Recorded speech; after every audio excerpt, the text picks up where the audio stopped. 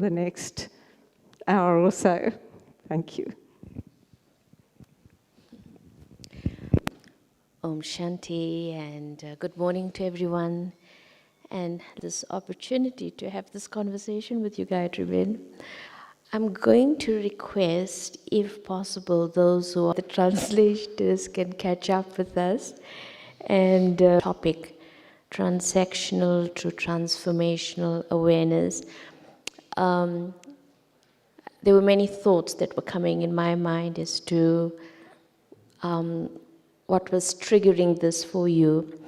So I thought where a good place to start off with is where's your thought coming from? What triggered this whole theme for you in terms of transactional to transformation? What do you mean by it? Some of them have been asking me, please ask Sister Gayatri, what does she mean by it? Yeah. You know, first of all, good morning, and Om Shanti. And how are you doing this morning? Good? Well, thank you for showing up, all right, and being here, because something must have been triggered in you to come and be part of this morning session. Because when you hear it, the words transactional and transformation, it sounds very heady, doesn't it? Mm-hmm. It sounds as though, gosh, I don't want to think about that. It's so like, what is that all about? But to answer Sister Pratibha's question, I think it's intended to be like an entry point into exploring these two types of awareness. It's like when you are making efforts, at least when I'm making my efforts, it is important for me to engage at two levels. One is at the level of understanding, and the other is at the level of knowing that understanding. Like, am I aware of what I'm understanding? Is it creating an awareness within me? And if I am aware of what I'm understanding, then I'm aware of what are my efforts doing for me. Are my efforts making me better? Are my efforts tiring me? Are my efforts confusing me? Are my efforts becoming day and is something that I'm taking for granted? Are my efforts stimulating me?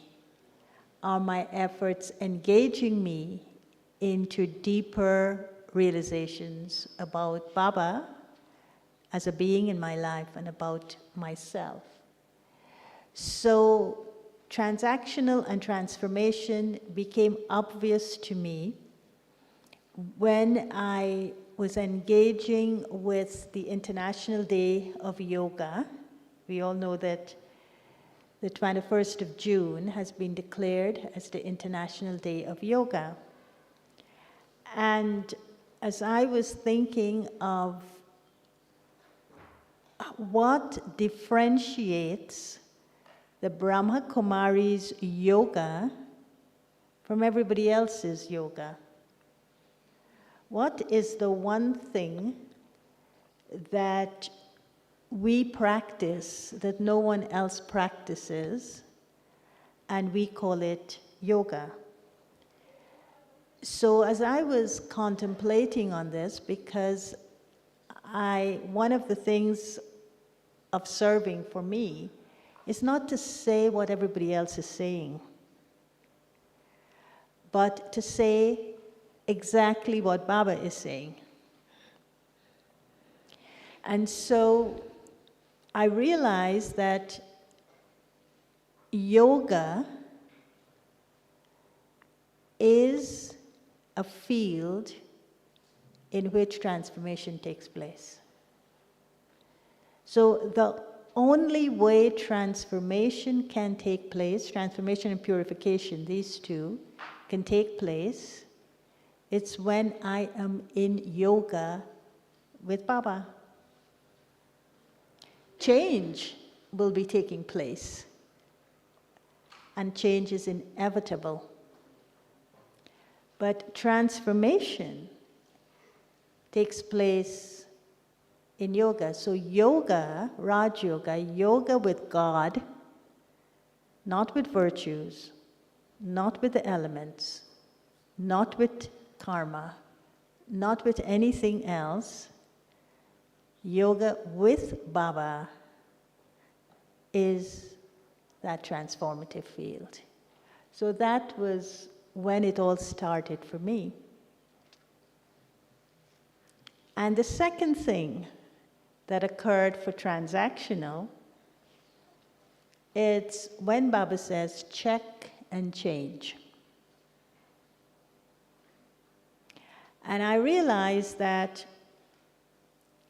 the awareness one has when I'm in yoga to transform my sanskaras, as opposed to check and change, when I'm checking my thoughts, in order to change my thoughts, were two very different types of awareness. Mm-hmm. So when I was checking to change, it was always transactional. But when I was in yoga, in remembrance with Baba, it was transformation. Mm-hmm. So this is how it all started. Mm-hmm. So it's almost like transactional is like that moment to moment awareness that I create, or that kind of pause that I create to see myself. And transformational is more like when I'm absorbed in the experience, and the experience takes me to a higher level of awareness. So when you were speaking about how your efforts, you were observing what awareness it creates for you, is it in a way where you're looking at it as like what experience? Can you equate it as what experience it's creating for you? What feeling it's creating for you? That it shifts you into that? Because when we feel something, it changes our perception, the way we see things, our outlook. So it's not just I think about, but it's like the heart opens to a different reality. Is that what you implying? Yeah, I think Baba, in today's Murli, he kind of explained what I'm saying, because he says yoga is yoga, knowledge is knowledge. It's two very different subjects. So transactional is usually when I am, transactional is you do this and I will do this. It's like a deal, it's like a bargain. So I would say, I'm making my efforts so that I can listen to this person better. That for me is transactional. I am making efforts so I can communicate clearly. So transaction it is not bad. Both are needed, because we both, we do both. But are we aware that we're doing both? This is the point. It's more like you are strategizing a plan, and the plan is, this is what efforts I will make, because this is what I want, and this is the outcome. So that's transactional. That's what transactional is all about. But transformational is, for me, okay, I want to learn to listen better, but I'm not going to do it with a transactional awareness with an outcome, so that when I speak, everyone will understand me clearly, or when I speak, I'm going to impact people with my words. That would be transactional. Transformational is, I would remember Baba. I would then take what he's saying in the Murli, the method, understand the method, and then I would connect to Baba, and then I would go into remembering him. Because I know in that remembering of God, transformation is taking place within me. Now, once that transformation has shifted my sanskaras from the acquired sanskaras of 6 to 3 births, and allow me to taste, allow me to experience, as you said, my original or my eternal, then I'm not making the effort to experience my original or eternal. That's emerging because I'm connecting to the source who emerges what is original and eternal within me. So I don't know how it will then take on an expression. It's like a natural flow. It will be a natural flow Yeah. out of that, exactly. And that for me is transformational. Now the difference is for me in my, looking at myself, I won't call it an experiment, but just observing myself, is that if it is transactional, in the split of a second I go back to my old sanskaras. And so I would say, gosh, I thought I mastered this. I thought I completely could listen to people so without conditions, so without expectations. And then all of a sudden, I'm listening to someone and bam, goes the judgment. Bam, goes the condition. Bam, goes the expectation. And I said, gosh, that was transactional. That was a transactional effort I made. But if it was transformational, it is a complete thing that has happened. I never go back to my old patterns. It's as though the old patterns have completely been removed and was replaced with the natural patterns of the soul. And so nothing deceives me then, nothing gets in the way. And so I'm my natural self always. So that's how I know. You know, when I heard this topic, I was remembering a quotation from the Gita that Sister Moni once shared with me. And in the Gita, it always speaks of Tamoguni, Rajoguni, Satoguni. And the description she shared with me was, Satoguni is like, I care, because that's what I am. Rajoguni is, I care because it's good to care, or I want to be seen as a caring person, or whatever. And Tamoguni is, I don't care. That's it, you know? And so, in a way for me, transaction is still coming from that Rajo Pradhan, Rajoguni stage. It's not the Satoguni stage. And once there was a soul that was sharing with me that she once told Dadi that, Dadi, when I look at this soul and I see what she does, I realize what I mustn't do. And Dadi told her, that's tamoguni effort. Because you don't make effort as a reaction to someone else's sanskaras. So I think what I'm sensing from you in a way is our transition now, in a way, from that Rajo way of making effort, where we looking at immediate results, to moving into that stage of making effort, where it's just a natural emergence, a natural feeling, or a natural pure sanskara that we're giving rise to, without feeling or without trying to work it out, but that let Baba's love pull us into that higher awareness as you were sharing so beautifully on Saturday. Yeah. But I see it is that. It is the Sato, Raju, and Tamo. So I could be making Tamo Pradhan efforts, I could be making Raju Pradhan efforts, or I could be making Sato Pradhan efforts. But it's all connected with what do I believe in? Not my belief system, that's different, that's dogmatic.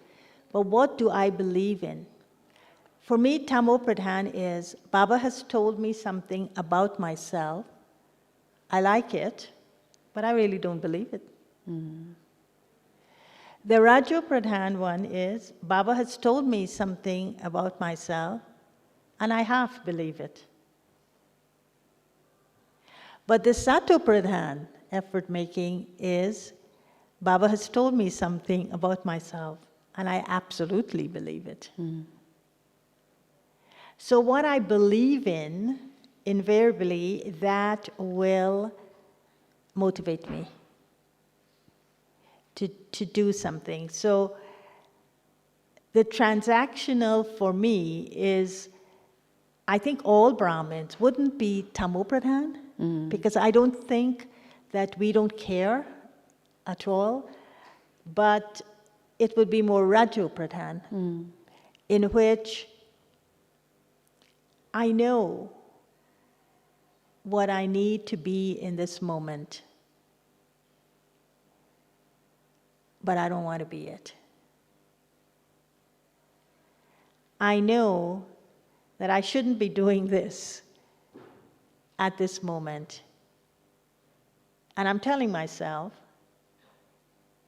but I go right ahead and do exactly what I know I shouldn't be doing. So that's transactional, in which there's a transaction happening. It's telling you not to do something. You're telling yourself not to do something, but you go right ahead and do exactly what you're telling yourself not to do. But the transformative is, okay, I shouldn't do this, and I wouldn't do this, but the only way I'm not going to do it, it's if I go into yoga with Baba. If I put myself into that transformative field, which is connecting to one. And this month of February, we are having solitude, concentration, and unity. So it's like that. I'm putting the soul in the hands of God, and God is transforming that uncertainty within me to a certainty to do what is right, to be what I need to be in that moment. But if I don't shift and go to Baba and connect to Baba, then I wouldn't get the power to do it. I will be depending on my own power to do it, and my power is still in the duality. It's still in the power being drawn from the acquired sanskaras, and power wanting to connect to the original and eternal sanskaras. So there is this tension within me. But to remove the tension and to take the side and to step into the side of my authentic self, I do need power from Baba, from the source. But we sometimes forget to do that. And so I always say, you know, someone actually, it wasn't mine, but someone said when he was talking about this, that transactional and transformational is a little bit like if you use computer language, which most of us would relate to, is transactional, you're upgrading your software. Transformational is you creating a new software. Right. Okay. Right? So what is it you want? An upgrade or a completely new software inside? So transformational, you're working with the mind. Transactional, you're working with the mind. Transformational, you're working with the soul as a whole being. Not just your mind, not just the thought as they appear in your mind, but you're working with the thoughts as they appear in the mind, the thoughts as they appear in the intellect, which is a higher level, and then your sanskaras. So you're doing the deeper work. And another example of transactional and transformational is, transactional is the life I want to live. The life I can see, feel, touch, hear. Everything that's connected with my senses and how I could be a better person and how I can live in this world and how I can respond to the critical times and how I can find solutions. It's issue-based, it's solution-based, it's problem-based, it's world-based, it's all of that. And so it becomes transactional. But transformational is the life that is wanting to be lived. There's a life within me that really wants to be lived, that Baba refers to as your angelic and your divine. And it really wants to be lived. It inspires me. Now, that life that wants to be lived is your transformation. It's the deep work that you have to do. Yeah. You know, as I'm listening to you and some of my own reflections, it really feels that like where we are right now, and ultimately it is about stepping into that level of self-respect that Baba wants us to have, you know? So it's like we know, and we have the Gyan that we have been receiving from Baba from so long, and it's almost like we at a point where we need to step into that vision that Baba has of us, that that stage that Baba sees us as. You know, as he said, you are my lovely children, you are my my Shaktis, or however he sees us. And what has been for you that process, in a way, to move from that awareness into acceptance? Because I think that's where often the challenge is. You know, we know of, we like it, but there's a part of us that doesn't accept it fully. And so what has been your way of working through that? Because I think it's many souls are challenged by that, you know. We know what Baba wants of us, but there's like an internal resistance inside. I think it doesn't happen instantly. What happens instantly is this thing called liberation in a second, or realization in a second. We all come to Baba, and there will be a second or a couple of seconds periodically in our lives that we will catch a glimpse of what he is telling us about ourselves. And in that glimpse, it's as though, or I would say in that drop, it's like the promise of an ocean. It's like I had a glimpse of something and I saw the whole thing. I had a drop of water and I realized how dehydrated I am, and I want more. So that we all have, but what that is telling us is the potential is within you. And if you can have a glimpse of something, it tells you that there's more of it inside of you. And all you need to do is to bring it out. Now, I feel that the human side of us is so strong that we got a glimpse from Baba of who we are and what he is to us and what he wants from us at the confluence age. But then, suddenly, you know, it's like a mirror with it's like a wall with two sides, and mirror are on both sides. One is the mirror of Baba that we look at ourselves in, and the other is the mirror of the family or the world that we look ourselves in. And then we start looking toward human beings to appreciate us, to acknowledge us, and to amplify the glimpse or the drop. And that's where the disappointment comes. Because we're looking at our fellow human beings to now help us bring these glimpses of what we had from Baba to reality. And then Baba is saying, no, don't do that. Keep looking at me, because only I can appreciate, I can acknowledge, appreciate, and amplify it for you. But we don't do that.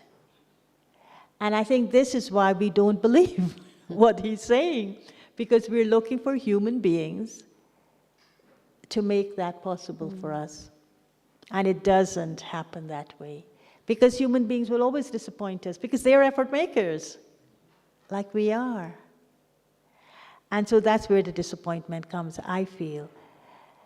And so, like Baba was saying, when was it? The first.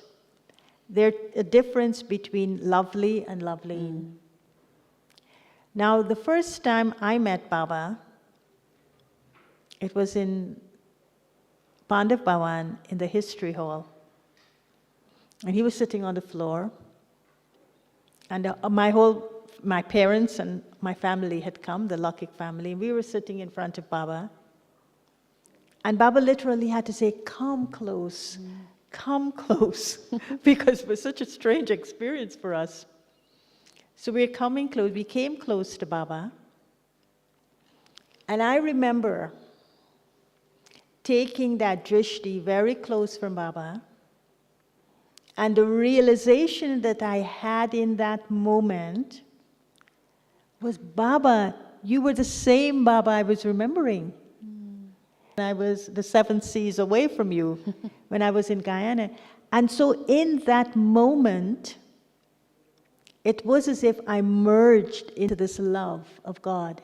Because being loveleen, or being lost in this love that Baba was talking about, formative and not transactional. The other one is always transactional. Baba, you do this for me and I'll do that for you.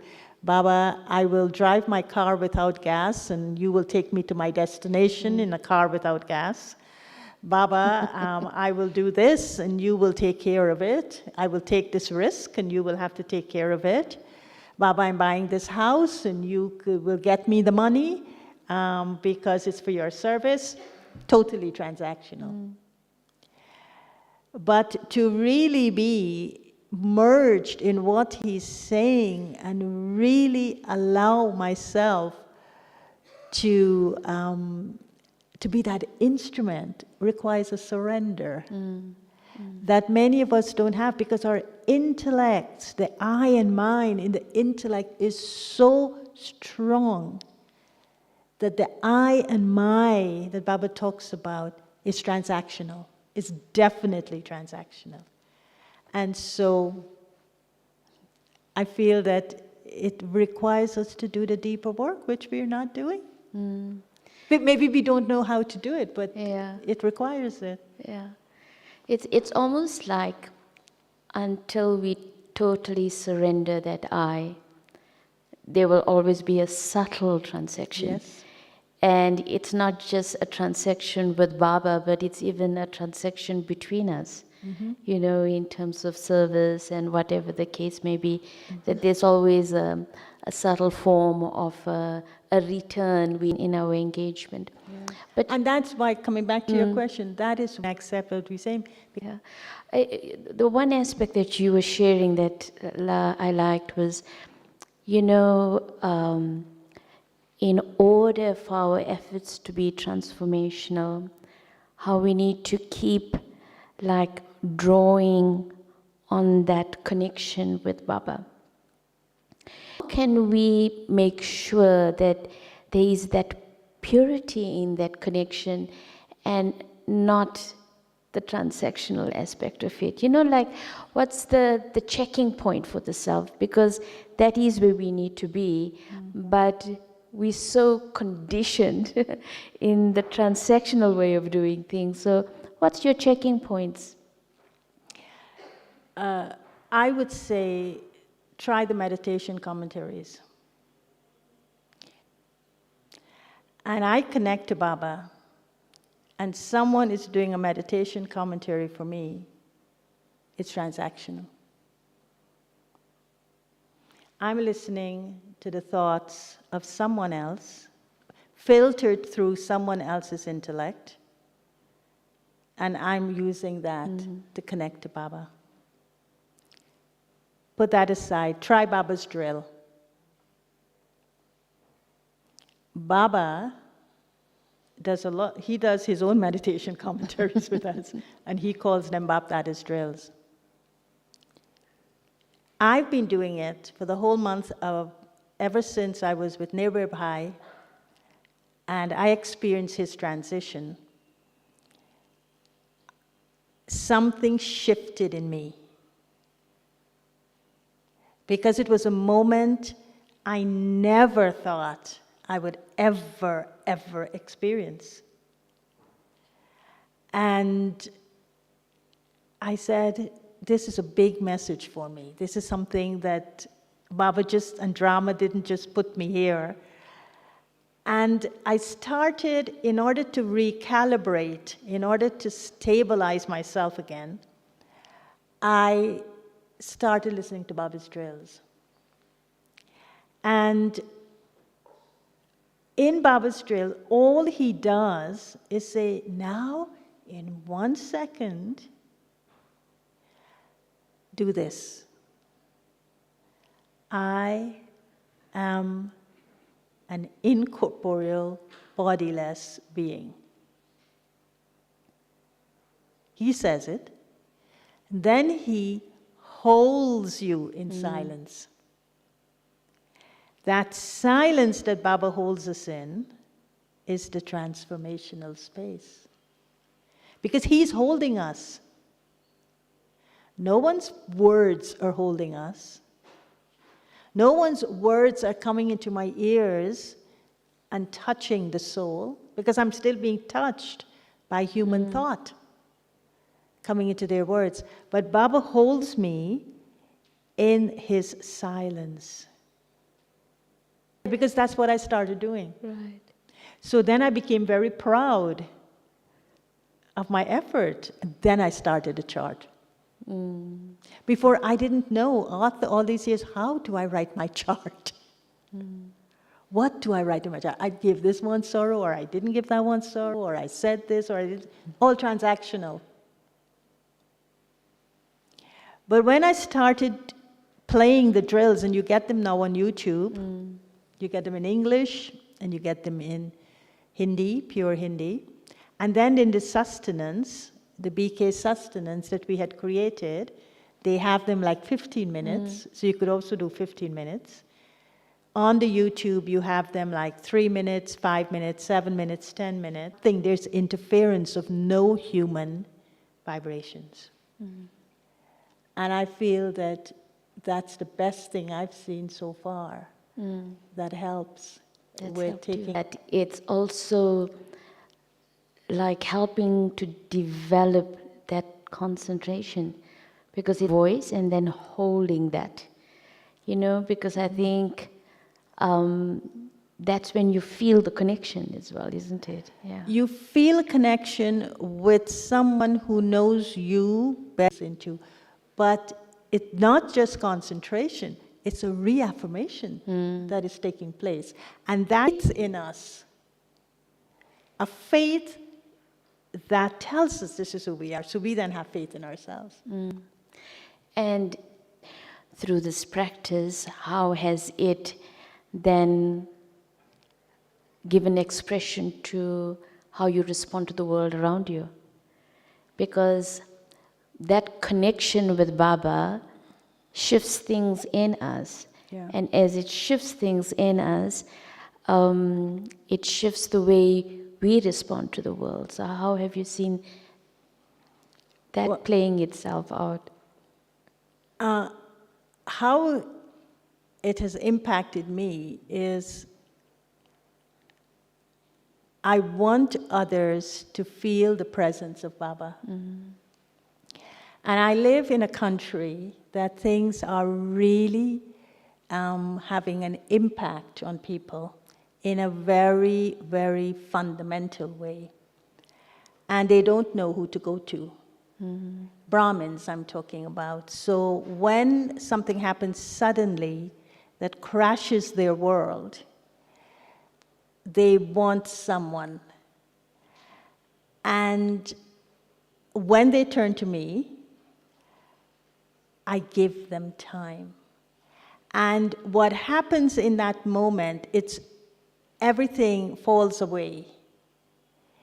Why it happened, how it happened, where it happened, to whom it happened, cause and effect, consequences, nothing matters. All that matters is this person. And all I need to do is create this transformative space. It's like Baba's drill space, I call it, Baba's drill space. And I put them there, and I hold them and let them talk. And I'm silent. And in their talking, what is amazing is that they themselves will come up with their spiritual incompetency, that they couldn't deal with the situation, and what it is they need to make effort to do better. But this is when I realized, because I recently did it, and I realized that you take them into that space of, that transformative space is a fearless space. In which space, I have to go back now and help others with, who have become the victims of a law that just passed, for instance.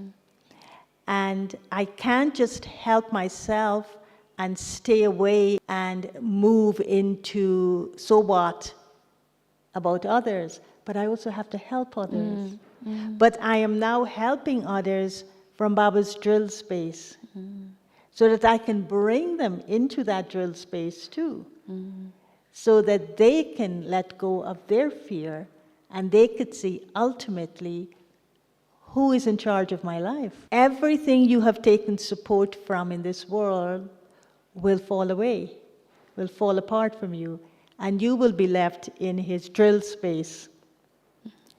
And that's where you need to be. You will get all the, he takes care of you.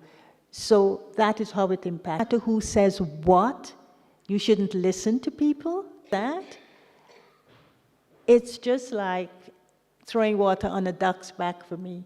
It doesn't impact me, because I know I have to be there. I know this is the role I have to be playing now. I know this is what Baba wants for me. And it doesn't matter what human beings think or feel, or what they say about it. It doesn't matter to me. And where did that come from? Nearby, what was it, the 19th of October to now, because I've been consistently doing something, it may have been preparing me for these moments. I don't know. I mean, I don't want to go strategizing and transactional plan of why it happened now. You know, it reminds me of what Baba had shared on Saturday, the 1st, that what he wants from us now is like to have good wishes, and to create through our drishti and attitude powerful atmosphere, and to serve souls in that way, in the way. And it's almost like what you're sharing is like the method of good wishes. Because it's not like I'm giving you a good wish, but it's almost like I'm creating that space through my own practice of being with Baba, so that that soul can tap into that space or that atmosphere to take power from Baba. Because ultimately our role is to help the soul take power from God directly, right? Exactly. Yeah. And not just connect to, because then I am robbing the soul. I'm not honest. Yeah.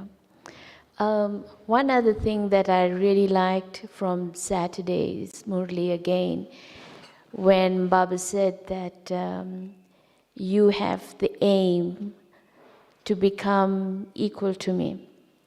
And he said, that is really to be generous-hearted like him. Right. It really touched me in a way, and that no matter where the soul is, the generosity in your heart is that they can be the best, you know.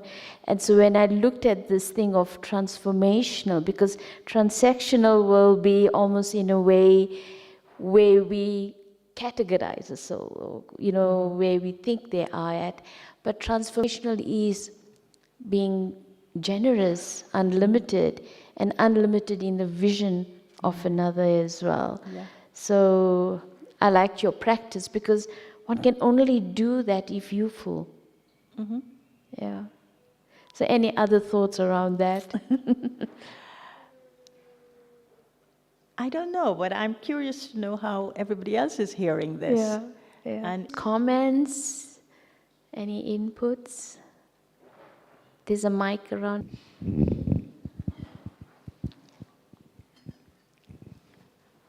Thank you, Gayatri Ben. That's extraordinary.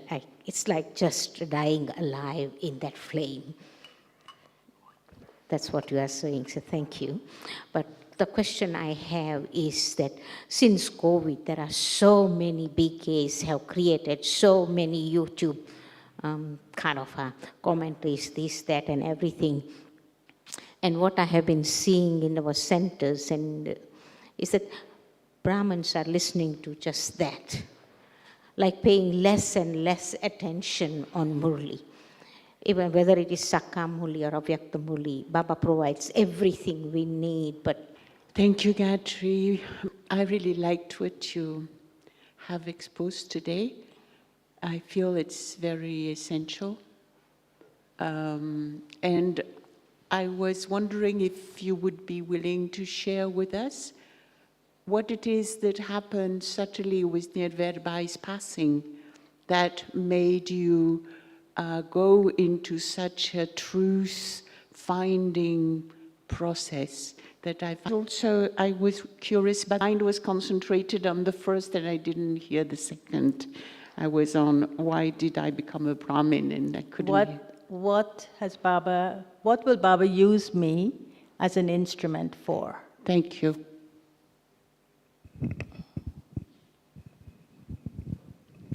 Okay, I mean, I don't know where to start, but the point for me of being with Brother Nirware,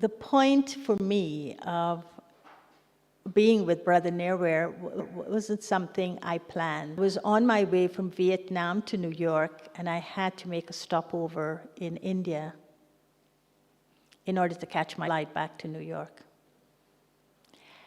And that, the 18th, I needed to get on a flight, and so I arrived here and was getting my flight on the 18th, or 17th sometime, and was getting it on the 18th.